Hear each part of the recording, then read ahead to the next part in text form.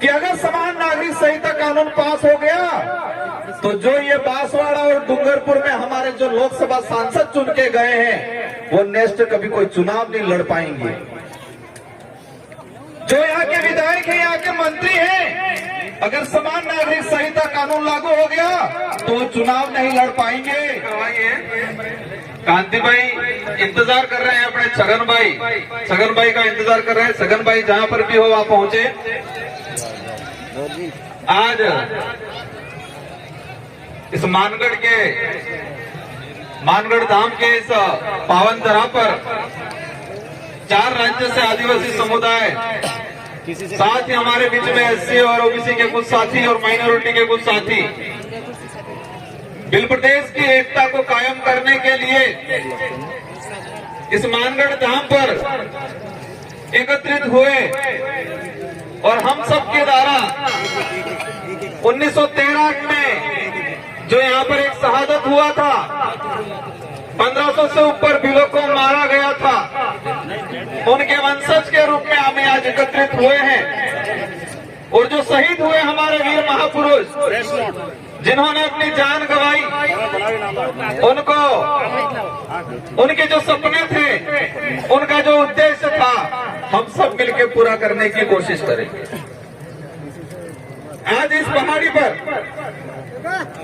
जो साथी आए हैं, आदिवासी समाज की अगर बात करें, राजस्थान के अंदर टोटल जनसंख्या का 12.5% जनसंख्या आदिवासी है। मध्य प्रदेश की बात करें, गुजरात की बात करें, 1 से 1.5 करोड़, और उधर महाराष्ट्र सौराष्ट्र वाले भाइयों की बात करें, 1.5 करोड़ के आसपास आदिवासी समुदाय है। लेकिन आज यहाँ पर जो अपना जमीर जगा के जो दिल से यहाँ पर आया है, वो भाई कौन है? हमारे इस कार्यक्रम में पहुंचे ऐसे भाई हैं जिनका घर का व्यवस्थित स्थिति नहीं है, जो कई साथी बेरोजगार हैं, उनके पास रुपया पैसा नहीं है, उनके पास गाड़ियां नहीं है, वो भाई समाज के लिए सबसे पहले आए हुए हैं यहाँ। जो भाई उनको कोई सुविधा नहीं है, उनके पास पैसा भी नहीं है, गाड़ियां भी नहीं है, लेकिन उनके अंदर आदिवासी समाज का खून है और उनके स्वाभिमान जो जगह है उस आधार पे यहाँ पर आए। कई साथी ऐसे हैं हमारे, समाज का सर्टिफिकेट लगा के बड़े नेता, बड़े अधिकारी बन गए। जिस सर्टिफिकेट के आधार पे वो अधिकारी बने, अपने आप को बड़ा सुपर समझते हैं और आदिवासी समाज के लिए अलग सोच रखते हैं हमारे समाज के भाई। तो ये जो लड़ाई है, ये लड़ाई जो है हमारे पुरखे भी लड़ते आए थे, हम भी लड़ रहे हैं और आने वाली पीढ़ी को भी लड़ना पड़ेगा। तो लड़ाई वही लोग लड़ेंगे जिनका जमीर जिंदा है, जिसका जमीर जिंदा है, जिसके अंदर आदिवासी खून जागता है, वही लड़ाई लड़ेगा। इससे ये साबित होता है कि जो पैसे वाले, गाड़ियां वाले, वो लड़ाई नहीं लड़ेंगे। देश के इतिहास उठा के देख लो, कोई भी आंदोलन हुआ है, किसी भी आंदोलन में अमीरों ने आंदोलन किया और जीते, अमीरों का आंदोलन कभी सुना? कोई भी समाज हो वाला आदमी से जो धरातल से जुड़ा हुआ है, जो समाज की भावना रखता है, वही व्यक्ति आंदोलन करता है। तो मैं आप सबको खूब खूब दिल से धन्यवाद देना चाहूंगा।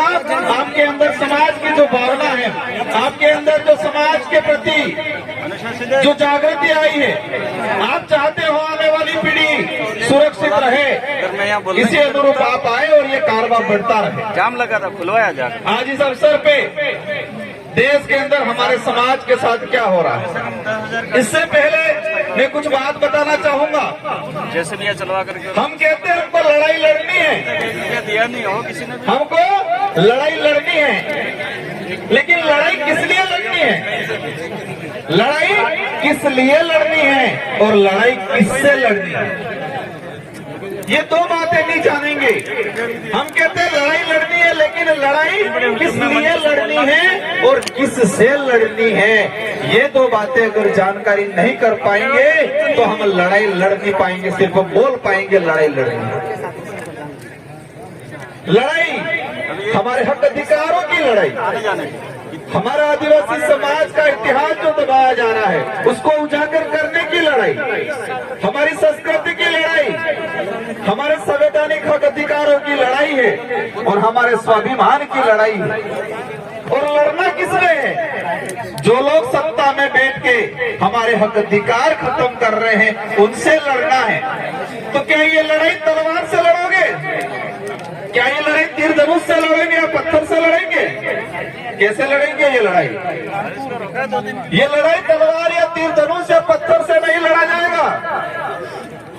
ये लड़ाई इस देश के अंदर लोकतंत्र है और लोकतंत्र में हर 5 साल के अंदर जनता को पावर दिया है कि आपके पास जो चाबी है उस चाबी के माध्यम से आपके समाज के हक अधिकार की लड़ाई लड़ो। कैसे लड़ाई लड़नी है? हमारे देश के अंदर लोकतांत्रिक देश है और लोकतंत्र में हमारे आदिवासी समाज के लिए विशेष प्रावधान है। तो जो प्रावधान खत्म कर रहे हैं उस पे लड़ाई कैसे लड़नी है? 5 साल के अंदर जो बारी आती है और लोकतंत्र की जो चाबी है मत की, उस चाबी को ऐसा लगाओ कि उनके ताले जंग खा जाए, तो लड़ाई जीतेंगे।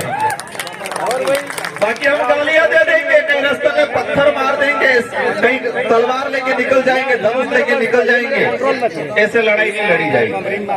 गुजरात के भाई सौराष्ट्र वाले आए थे, एक तो साथी और मिले।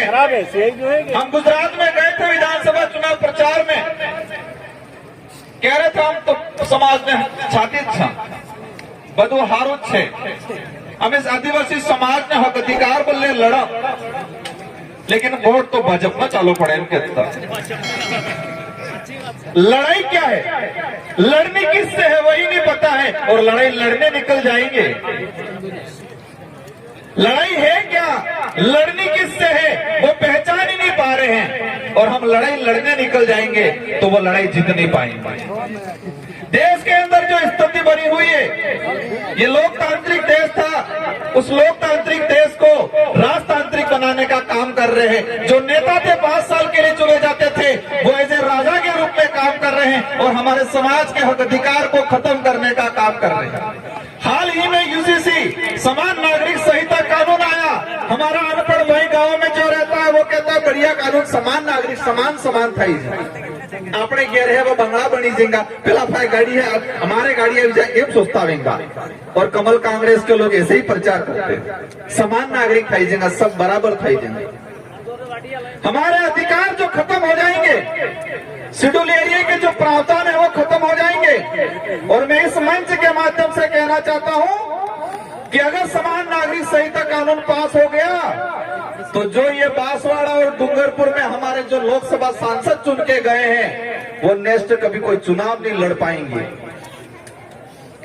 जो यहाँ के विधायक हैं, यहाँ के मंत्री हैं, अगर समान नागरिक संहिता कानून लागू हो गया तो वो चुनाव नहीं लड़ पाएंगे। वो चुनाव इसलिए नहीं लड़ पाएंगे, वो चुनाव इसलिए नहीं लड़ पाएंगे कि बे त्रण बहिर जही और समान नागरिक संहिता कानून लागू थाई गयु तो हिंदू लो थाएगा और हिंदू लो आधार थकी बे बहिर जेवाड़न चुनाव में नौकरी नहीं मळे। ऐसी कई चीजें हैं, ये चीज आसानी से समझ में आ जाए इसलिए मैंने बताया, लेकिन वो पार्टियों के गुलाम बने हुए हैं।